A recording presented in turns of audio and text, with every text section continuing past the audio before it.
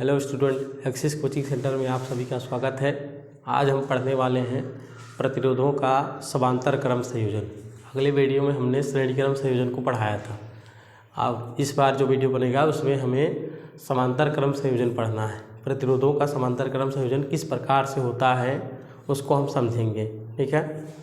तो श्रेणी क्रम संयोजन जो है इसको हम पहले वीडियो में पढ़ा चुके हैं। अब समांतर क्रम संयोजन को पढ़ा रहे हैं। समांतर क्रम संयोजन क्या होता है देखेंगे, आगे हम समझेंगे किस तरीके से होगा, ठीक है।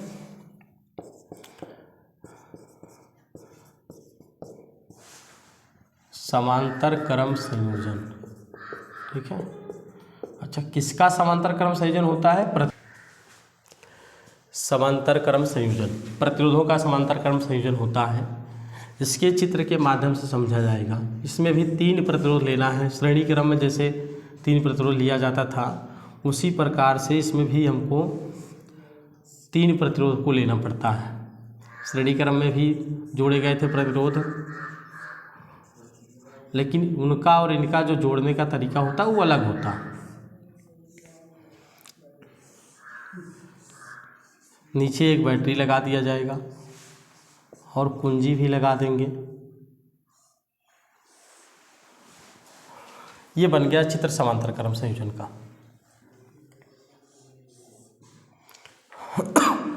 3 प्रतिरोध लिए गए हैं, इसको हम मान लेंगे R1 और ये हो जाएगा R2 और ये क्या हो जाएगा R3। इन तीनों प्रतिरोधों का जो विभवांतर होता है ना वो समान होता है। विभवांतर क्या होगा? समान होगा। R1 का विभवांतर भी होगा, R2 का भी विभवांतर भी होगा और R3 का विभवांतर क्या होगा? भी होगा। अब यहाँ लगा है बैटरी। इस बैटरी से निकलेगी धारा प्रवाहित होगी। तो जैसे ही धारा इस पॉइंट पे पहुँचेगी, इसको ये मान लेते हैं, इसको B मान लेते हैं। जब बिंदु A पे पहुँचेगी तो यहाँ से धारा 3 भागों में बंट जाएगी। इसमें जाएगी I1 के रूप में, इसमें धारा आएगी I2 के रूप में और इसमें आएगी I3 के रूप में। 3 भागों में धारा बट गई है, I1, I2, I3। I1 धारा जा रही कौन से प्रतिरोध में? R1 में। I2 धारा प्रवाहित हो रही है R2 वाले प्रतिरोध में। I3 धारा बह रही है R3 प्रतिरोध में। और तीनों का विभवांतर क्या है? समान है। तो इस तरीके से अगर देखोगे तो ये चित्र क्या हो गया? पूरी तरह से कंप्लीट है। और सभी की सभी धाराएँ यहाँ पे क्या होती हैं? लास्ट में फिर एक हो जाती हैं। बिंदु A पे धारा क्या होती है? 3 भागों में बंटती है और बिंदु B पे धाराएं क्या होती हैं? 1 हो जाती हैं और फिर से आके बैटरी के ऋण सिरे पे क्या होगी? समाप्त हो जाएगी।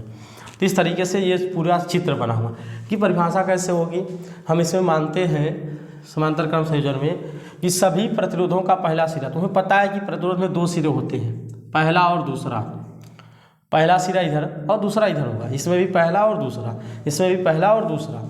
तो सभी प्रतिरोधों का जो पहला सिरा होगा उसको एक बिंदु से जोड़ा जाएगा और सभी प्रतिरोधों का दूसरा सिरे को उसको हम दूसरे बिंदु से जोड़ेंगे। तो जिस बिंदु से जोड़े हैं A है, दूसरा क्या है? B है।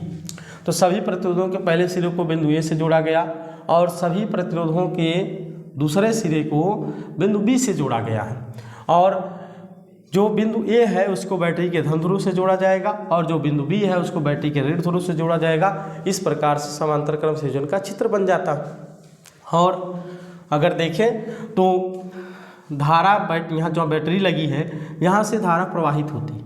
अब बिंदु A पे पहुँचे, बिंदु A पे पहुँचने के बाद धारा 3 भागों में बटेगी, I1 के रूप में, I2 के रूप में और I3 के रूप में। I1 धारा R1 में जा रही है, I2 धारा R3 में और R2 में और I3 धारा R3 में जाए और तीनों धाराएं आके एक हो जाएंगी। फिर इस तरीके से इधर पहुंच जाएंगे। अगर इनका बात करें हम तो इसमें भी हम लगा देंगे क्या? ओम के नियम से। ओम का नियम का फार्मूला क्या होता है? V बराबर IR होता है। क्या हो जाएगा? V बराबर IR। तो इस बार जो है विभवांतर सबका समान है, लेकिन जो अगर देखा जाए वैल्यू, ये फार्मूला होता है इनका इस तरीके से। इस बार हमको I1 को लेकर के आना है तो इस तरीके से इसको पक्षांतर किया जाएगा। तो I बराबर क्या हो सकता है? V/R। क्या हो जाएगा? V/R। ये भी ओम का नियम ही है, ठीक है ना। ओम का नियम 3 प्रकार से लिखा जाता है तो ये भी बन जाएगा यही, I बराबर V/R। अब उसको हम क्या करेंगे? इसी को ये I के स्थान पे क्या रख लेंगे? I1 रख देंगे बराबर और V इसमें तो समान है, इसमें भी समान है, इसमें भी सब समान है, तो V बटा हो जाएगा। और प्रतिरोध क्या है, R1 है, I1 बराबर क्या हो जाएगा, V बटे R1 हो जाएगा। और इस तरीके से अब I2 की बात करेंगे, ये वाली लाइन, तो यहाँ बचेगा क्या, I2 बराबर हो जाएगा V बटे R2, और ये I3 बराबर हो जाएगा V बटे R3। अब क्या करना है हमको, इसमें तुल्य धारा लेनी है। जब हम तुल्य धारा की बात करेंगे तो क्या हो जाएगा, I बराबर I1 धन I2 धन I3, तो I बराबर हो जाए I1 की वैल्यू क्या है, V बटे R1 प्लस I2 की वैल्यू क्या है, V बटे R2 प्लस I3 की वैल्यू क्या है, V बटे R3। तीनों में अगर देखा जाए, लिखता हूँ, तीनों में अगर देखा जाए तो I बराबर V बटे R1 धन V बटे R2 धन V बटे R3। सब में अगर देखो तो V क्या है, समान दिखाई दे रहा है। V को बाहर कर दो, 1 बटे R1 हो जाएगा प्लस 1 बटे R2 प्लस 1 बटे R3। इस तरीके से कॉमन करने के बाद मिलेगा, और फिर हम ओम का नियम लगा देंगे। ओम के नियम से क्या हो जाएगा, ओम के नियम से, ओम का नियम होता है वही I बराबर क्या, V अपान R, ठीक है, I बराबर V अपान R। इसको समीकरण मानो या तो रहने देते थे, तो मान ही लेते हैं, इसको 1 मानेंगे, इसको 2 मान लेंगे, इसको 3 मानेंगे, और ये जो वैल्यू आखिरी यहाँ निकाल के लाए थे इसको समीकरण नंबर 4 माना जाएगा, और ये क्या हो जाएगा, 5 हो जाएगा। तो हम क्या करेंगे, समीकरण 5 का मान 4 में रखेंगे, ठीक है।